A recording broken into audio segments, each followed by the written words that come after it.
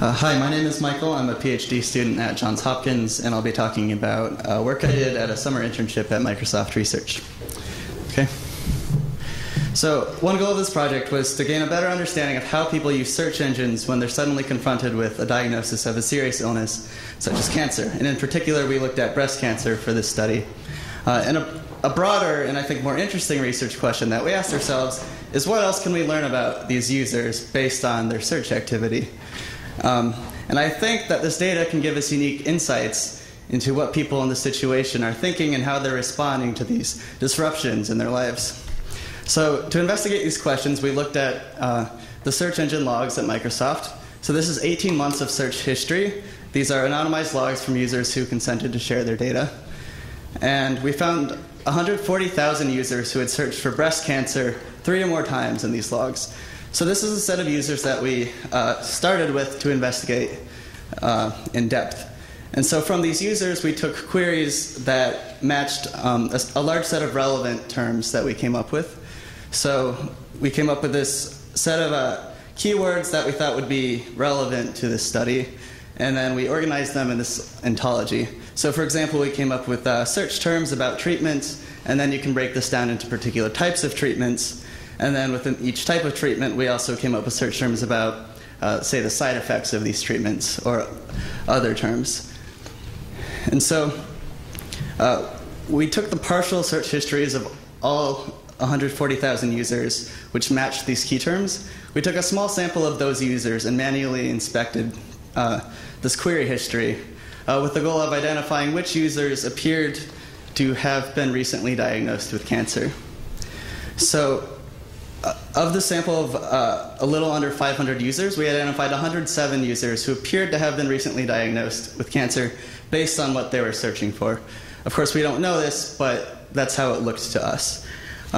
We're big data people, so 107 users is not so exciting. So we took a machine learning approach to then go out and automatically identify more users who matched these characteristics. And so we trained models on the small amount of users that we had annotated, and we did some experiments and found that we were able to get really good performance and create a high-precision classifier that could then identify over 2,000 users who appeared to have been diagnosed with cancer in these 18 months. And you can increase that 2,000 to something larger if you're willing to tolerate more false positives.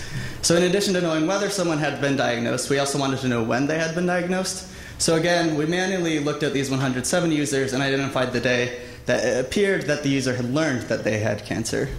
And again, we trained a classifier to automatically do this for the other users.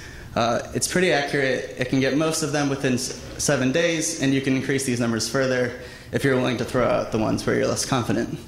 And so now that we know the day of diagnosis for these users, we then have this common point around which we can align all of the search histories from these thousands of users, and then we can analyze in aggregate what these people have searched for over time with respect to the day of diagnosis.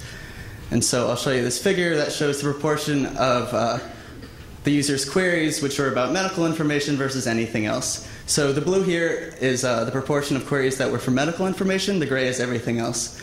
And you can see there's this pretty flat baseline level of medical search until close to the time that they get diagnosed. In the middle, when there's this huge spike, and then this type of medical search activity just consumes a huge portion of these users' activity for about 2 months, and then it gradually levels off again. Sadly, it never returns to the baseline level even after a year.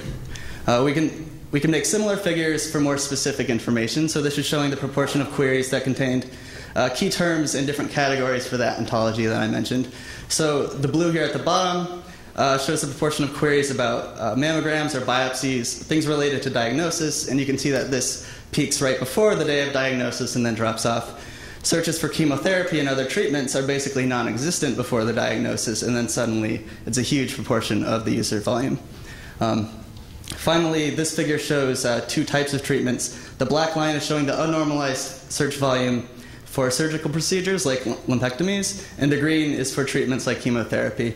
And we can see that the surgeries are the majority of searches right at the day of diagnosis, and then drops off quickly because these are procedures that happen right away.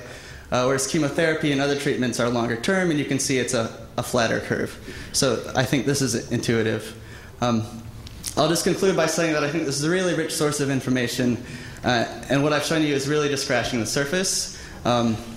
So there's a lot more that I think we can do, and of course the hope is that by improving our understanding of these users, we can improve the information access, maybe even the care for these users. Thank you.